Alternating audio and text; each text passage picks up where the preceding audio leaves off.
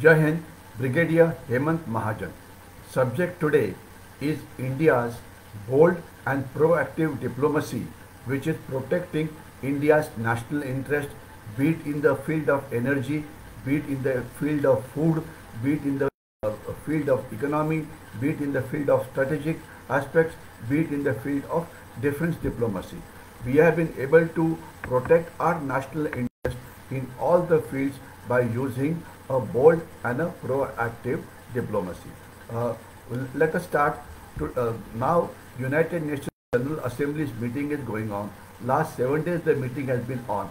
Before that was United Nations Security Council meeting. In that, our Foreign Minister Dr. Shri Jaishankar spoke, and he spoke for 16 minutes, and he started his speech by saying brothers and sisters, exactly the term which Swami Vivekananda had used when he addressed a religious gathering in in America nearly 129 years back, and that became a historic speech. In his speech, our foreign minister brought out the need for environmental security, the need for reducing global warming, the need for food security, the need for energy security, the need to ensure that the supply chains for the whole world is intact, the need to be not aggressive. That means the issues which he raised were issues which concerned the whole world, and he was definitely admired for this. Now let us come down to some important issues. We in the United States just yesterday, Dr. Jaishankar raised the issue that United States has decided to give arms aid of F-16 aeroplanes, which are one of the most modern aircraft, to Pakistan, worth about $550 billion. Jaishankar brought it out that this is a very wrong thing to do, because US wants to do it because it thinks that Pakistan will use it for anti-terrorist operation, which is not the case. If you take a record of last 25 years, if you see what is the use these planes were made of by Pakistan, it was not used for anti-terrorist operations at all, and the USA knows it very, very well. But bringing out this issue in front of the US audience in USA, in front of the US media, is very important. Did we show these kind of proactiveness or these kind of guts earlier?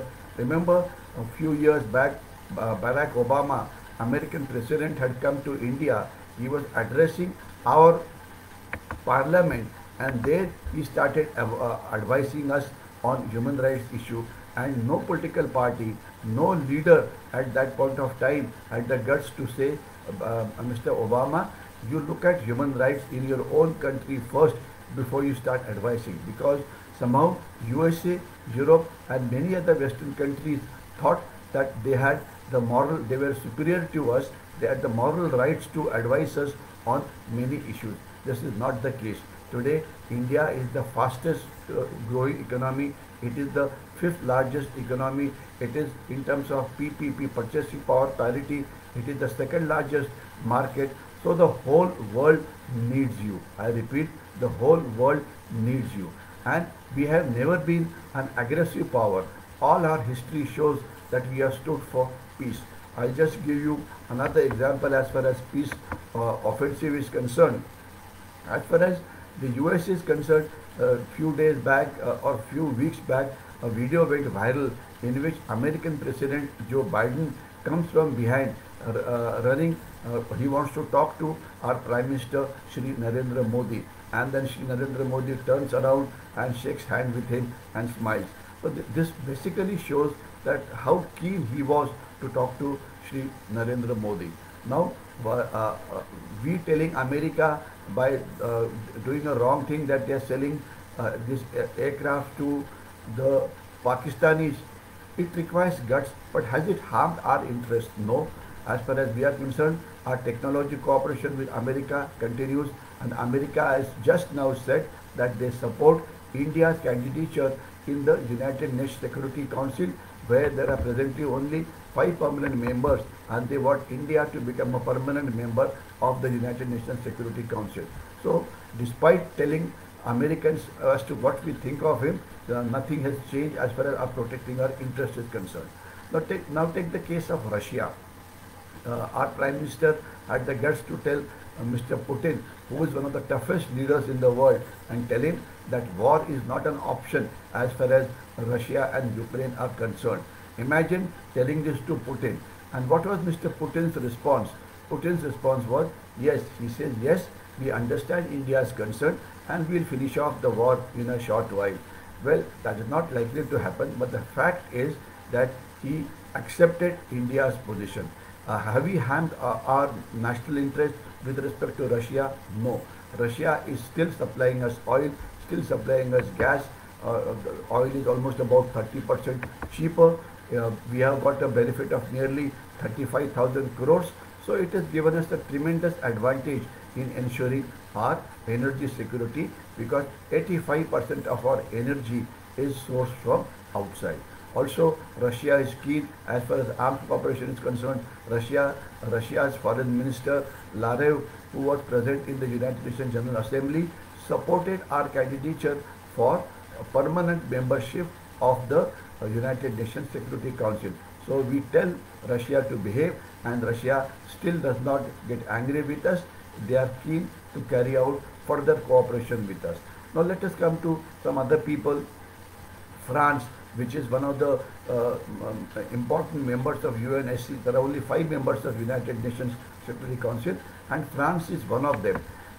Its President Macron told that India should be made a member of Permanent Council, and it also talked about India in very, very glowing terms.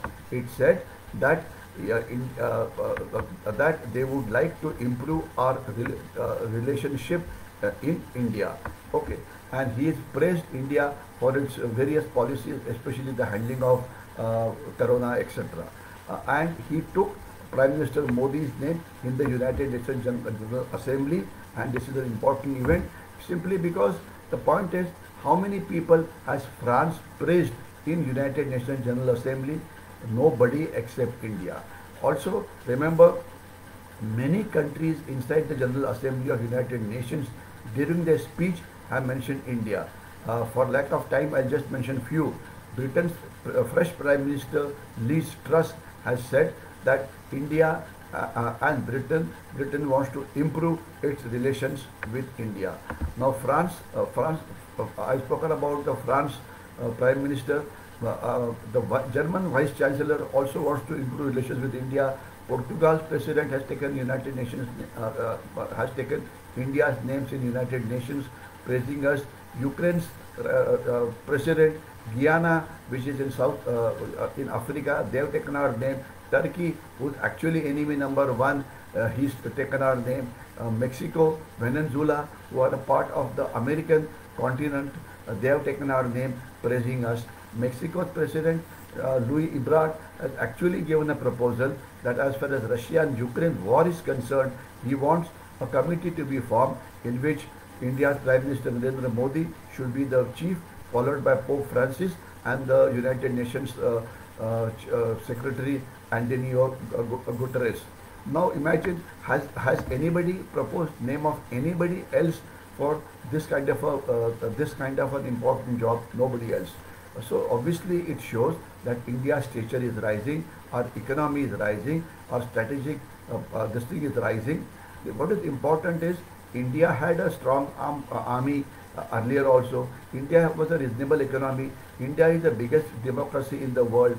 But all our strong points were never used by us proactively to tell world that we are a very strong democratic country. Now, what is important is, I mentioned this before, that during our 26th January parade, we used to showcase our most modern weapon systems, but we never had the guts to use them. Now we are showing political willpower to use our national strength, both hard power as well as soft power. So this is the change that is taken place, and this is definitely the world has noticed it. Now I've spoken about United Nations, US President Joe Biden. What has he talked about? I've spoken about both Russia and USA have agreed that we should become a part of United Nations Security Council. And also imagine There's an article published in New York Times which is generally very critical of India, and it says that India's influence in the world is improving. And this was written, though of course it goes on to say that India's democracy is weakening. But remember this, the media in USA thinks they have a right to advise anybody and everybody. And papers like New York Times or Washington Post are so sold to the Chinese that while they write articles against their own president, against the US president, they don't have the guts to talk anything as far as America, as far as China is concerned. In fact, so therefore, India is being praised by everybody, that there should be no doubt at all, and it is a good thing. We are going to some few very important events are going to take place in near future. Next 1 month, we are going to be the President of United Nations General Assembly. So there's a time to push certain reforms which are important for the world. Secondly, we are going to take over the SCO's leadership. SCO stands for Shanghai Cooperation Organization from next year onwards. And we are going to get Iran into it, and we are using this forum to tell China that their policy is wrong. Remember, at the SCO meeting, India told China that you are supporting terrorists from Pakistan. In the United Nations General Assembly, we told China that you are one of the biggest supporters of terrorism is concerned. The world wanted one of the Pakistanis who was involved in 26/11 attack to be named as a world terrorist, but the China used its veto power and stopped it. China was putting a lot of pressure on India that Shri Narendra Modi and China's Prime Minister Xi Jinping should meet, but we refused it. China wanted us to say that India follows one China policy. We refused to bend down. We have told them very, very clearly, till the time the boundary issue is resolved, till the time they vacate the other intrusions which have taken place in Ladakh, there is going to be no relations as normal. And today, China is itself in a mess. The media, social media is very active on various posts on China, which shows that China is a power struggle which is going on in China. Let us see what happens. Also remember another important thing, important assembly of which we are going to become a member, or we are going to become a president, is basically the G20 group. G20 are the world's biggest growing economic powers, and they are a very, very powerful bloc. We are going to be a president of this for next 1 year, and we are going to hold more than 30-40 meetings of various subcommittees of G20 in India, but not in Delhi, but all over the place. Mumbai, Pune, Jammu and Kashmir, Northeast, the down south, South India, etc. By this, we want to showcase to the world that we are a huge country. We have a diverse kind of culture. We have our economy is going strongly. Our infrastructure is improving. Everything and anything. So we are trying to showcase we are using our both hard power and soft power in a very effective way. I'll just tell you one or two more things with regard to proactive diplomacy. That is as far as our dealing with United Kingdom is concerned. Those of you who have been reading newspapers will know that in one of the cities of United Kingdom, the Hindu temples were attacked. Hindus were attacked by the Pakistani Muslims, and as far as United Kingdom police was concerned, they just kept quiet because of vote bank politics. Very clearly, we have given an indication to the United Kingdom or England. It is your job to protect your own citizens. You can't let goons or gundas take over security in any city and damage property. The message has been driven home. Let us hope that the UK catches people who carried out violence. Now, next message was to Canada. Now, just last 1 week, the separatist element in China, whose number is very small, they had a referendum called Khalistan referendum, in which few people voted, and this was not stopped by Canada despite India's objection. So what has India done? India has now declared China unsafe for Indians who are there.